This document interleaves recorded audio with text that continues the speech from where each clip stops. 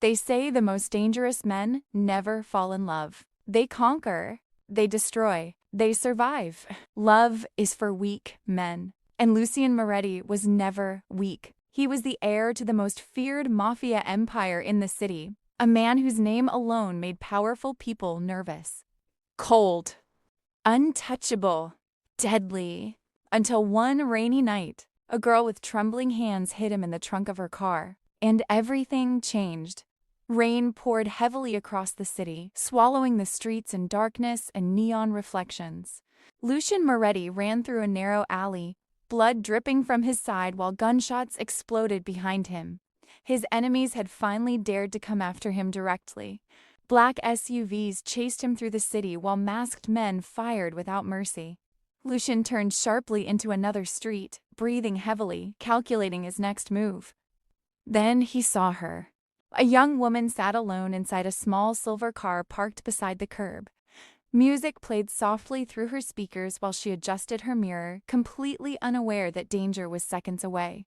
Wrong place, wrong time. Lucien yanked the passenger door open and climbed inside, gun raised instantly. Drive. The girl gasped as the cold barrel pressed against her temple. I don't know you. You don't need to. Move. Fear flooded her face. But something about the blood staining his shirt made her hesitate. He looked dangerous, but also exhausted. Human. Tires screeched as she drove into the night. Two black SUVs sped past the intersection behind them moments later. Lucien glanced through the rearview mirror. They're still looking. Who are they? She whispered shakily. The kind of people you don't survive meeting. The answer sent chills down her spine. After several tense minutes, Lucien suddenly spoke again. Pull over. She obeyed instantly. Lucien scanned the empty streets carefully before looking at her. Open the trunk. Confusion filled her face. What? Open it. Still trembling, she stepped out and unlocked the trunk. And then something unbelievable happened. Lucien Moretti climbed inside.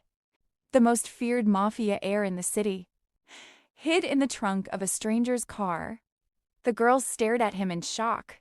Then slowly, she closed the trunk gently, not violently, gently, and drove away into the rain. Almost an hour later, she parked inside an abandoned underground garage.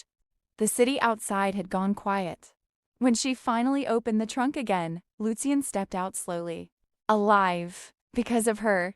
Water dripped from his dark hair while his sharp eyes studied her carefully. Why did you help me? She swallowed nervously. You were going to die. You don't even know who I am. No, she admitted softly, but you looked scared. Lucien froze. No one had ever described him that way before. Then she added quietly, and human. Something flickered in his expression. Something dangerous. The next morning, Lucien brought her to the Moretti estate. The mansion stood above the city like a kingdom built on power and blood. Marble floors reflected golden chandeliers while armed guards watched every movement carefully. The girl suddenly felt very small, especially when Lucien led her toward the woman waiting at the center of the room. The matriarch, Lucien's grandmother, the real power behind the Moretti empire. Elegant, sharp, terrifying. The older woman studied the girl silently for several seconds. So she finally said, "You hid my grandson in your trunk." "Yes, ma'am." No stuttering, no desperate attempt to impress her. The matriarch smiled slowly. "Rare. Dangerous. I like you." Lucien immediately frowned. That reaction alone amused the matriarch. "You will work for me." The girl blinked in surprise. "Work?" "As my personal assistant. Grandmother." "I insist." Lucien exhaled sharply. Because when his grandmother wanted something, she got it. And just like that, the girl became part of the Moretti world. The matriarch wasted no time pushing them together. Lucien escorted her to the archives. Lucien, review these contracts with her. Lucien, dine with us tonight. Every excuse forced them closer, and every moment made the tension between them worse. She's manipulating us, Lucien muttered one evening while walking beside the girl through the library halls. The girl laughed softly. You sound nervous. I don't get nervous. Then why do you keep avoiding me? Lucien stopped walking. His dark gaze slowly moved toward her. You are a distraction. Her smile faded slightly. Is that all I am? Lucien stepped closer. Too close. You don't belong in my world. His voice was low, dangerous, but his eyes betrayed him because they lingered on her lips far too long. And when she looked at him without fear, it unsettled him more than violence ever could. Then Isabella De Luca entered the picture. Beautiful, rich, manipulative, the daughter of a billionaire shipping tycoon and Lucien's longtime admirer. She had spent years believing she would become Mrs. Lucien Moretti someday. So, when she discovered an ordinary girl had captured his attention, jealousy consumed her instantly. She hid him in a trunk? Isabella mocked during dinner one evening. How romantic. The insult was subtle. Cruel? The girl looked down quietly, but Lucien noticed, and something dark flashed in his eyes. She is not your entertainment, Isabella. The room fell silent. Isabella froze slightly, because Lucien almost never defended anyone, especially not publicly. The matriarch watched everything carefully from the head of the table and smiled secretly. Over the following weeks, Isabella began her game. Expensive gifts for the matriarch, business proposals, private conversations with Lucien, and carefully planted lies. A girl from nowhere suddenly enters your empire? Isabella whispered one afternoon. Doesn't that seem suspicious? The matriarch listened quietly, but said nothing. Meanwhile, Lucien found himself losing control around the girl, especially the night he found her alone on the balcony. The city lights glowed beneath them while cool wind brushed softly through her hair. You shouldn't let Isabella upset you, Lucien murmured. She doesn't. You're lying. Silence followed. Then Lucien slowly reached out and brushed her hair away from her face. His fingers lingered against her cheek. Neither moved away. Lucien, you have no idea what you're doing to me. What am I doing? You make me forget who I am. The confession came out rough, dangerously honest. His thumb slowly traced her jaw. Her breathing changed. His did too. If you stay close to me, he whispered, you'll get hurt. Then pushed me away. He tried. God, he tried. But instead, he kissed her. Deep. Hungry. Possessive. Like a man who had denied himself for far too long. She melted against him instantly. And for one brief moment, the Mafia heir disappeared. There was only Lucien, and the girl who saw the man beneath the monster. But Isabella saw everything. And jealousy turned vicious. Within days, fake financial records appeared. Forged emails. Secret transfers. Manufactured evidence making it appear that the girl had been feeding information to Lucien's enemies. The documents landed directly on the matriarch's desk. The atmosphere inside the mansion turned icy. Explain this, the matriarch demanded coldly. The girl stared at the papers in shock. I didn't do this. Isabella stood nearby, pretending concern, while secretly enjoying every second. Lucien watched the girl carefully. Tell me the truth. Pain flashed across her face. I would never betray you. Something inside him tightened painfully, because he believed her immediately, completely. Lucien slowly turned toward his grandmother. She stays. The matriarch studied him carefully, then nodded once. Investigate. Within hours, Lucien uncovered the forgery and Isabella's mistake. She had underestimated how far Lucien would go for the girl. That same night, he cornered Isabella privately inside the lounge. You forged evidence. She smirked. For us. There is no us. The words hit her like a slap. That girl will destroy you. Lucien stepped closer. Slowly. Cold. Terrifying. No, he said quietly. You almost did. Hatred burned in Isabella's eyes.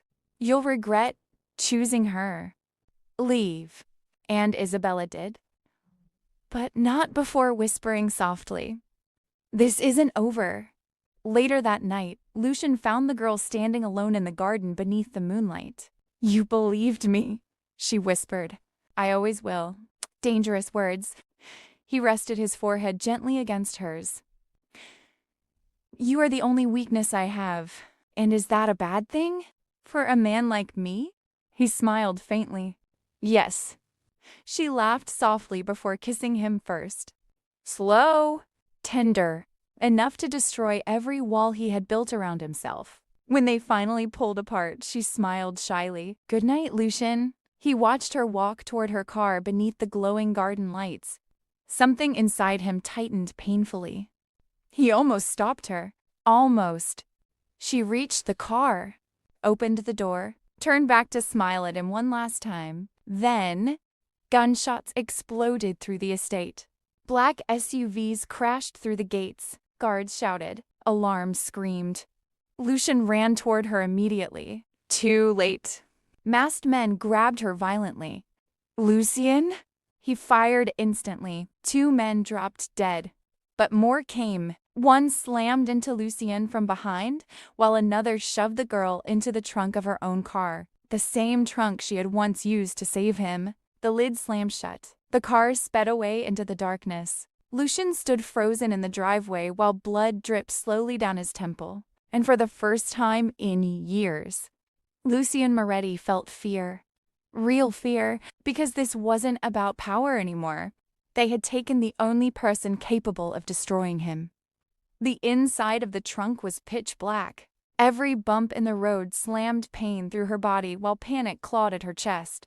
She pounded desperately against the metal. "Help! Somebody help me!" A cold laugh echoed from the front seat. "No one's coming!" Fear tightened around her throat. Then she heard a voice she recognized. "Isabella, you should have stayed in your place," Isabella said calmly. "Now look what your little love story has caused." The girl froze. "You." Oh, don't sound so shocked. "Did you really think a man like Lucien Moretti could ever belong to someone like you?" Tears filled her eyes, but not from fear, from heartbreak. Back at the estate, Lucien became something terrifying. The calm, controlled Mafia heir vanished. In his place stood the devil his enemies feared. "Find her," he ordered coldly. No shouting, no panic, which made it worse, because everyone in the room knew what happened when Lucien became quiet. People died. Meanwhile, Isabella visited the matriarch privately. "She's dangerous," Isabella whispered. "Lucien is losing control because of her." The matriarch remained silent. "He's risking everything." Still silence. But then the older woman spoke softly. "And you arranged her kidnapping." Isabella's blood turned cold. "You have ambition," the matriarch continued calmly, "but not intelligence." For the first time, Isabella realized something horrifying. The matriarch had known all along. Lucien tracked the kidnappers to an abandoned warehouse near the docks. Rain poured violently from the sky as black SUVs surrounded the building. His men waited for orders. Lucien loaded his gun slowly. No survivors. And then war began. Gunfire exploded through the warehouse. Bodice fell. Glass shattered. Lucien moved through the chaos like death itself. Cold, precise, merciless. Until finally, he found her, tied to a chair, bruised, terrified, alive. The moment her eyes met his, she broke down crying. "Lucien?" Something dangerous shattered inside him. He killed the man standing beside her without hesitation, then rushed toward her. "You're okay," he breathed shakily while cutting the ropes. "I've got you." She threw her arms around him instantly, and Lucien held her like he was terrified she would disappear again. But Isabella had one final move left. As Lucien escorted the girl outside, a gunshot rang out. The girl gasped sharply. Lucien's eyes widened in horror. Blood spread across her side.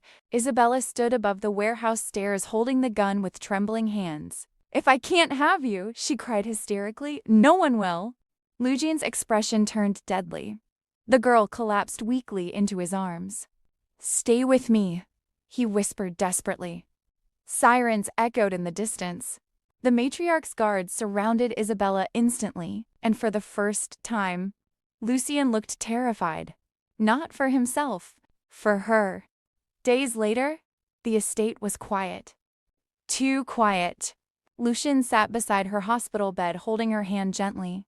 The strongest man in the city looked broken. Then slowly, her fingers moved. Lucien froze. Her eyes opened weakly, and she smiled softly. "You look terrible." A broken laugh escaped him. "You scared me." "I know." He leaned down carefully, resting his forehead against hers. "I love you." Silence filled the room. Then tears slipped down her cheeks. "Say it again." "I love you." This time, she kissed him slowly despite the pain. And outside the hospital window, the city lights glowed beneath the rain. The devil had finally fallen. Not to bullets, not to enemies, but to the girl who hid him in her trunk.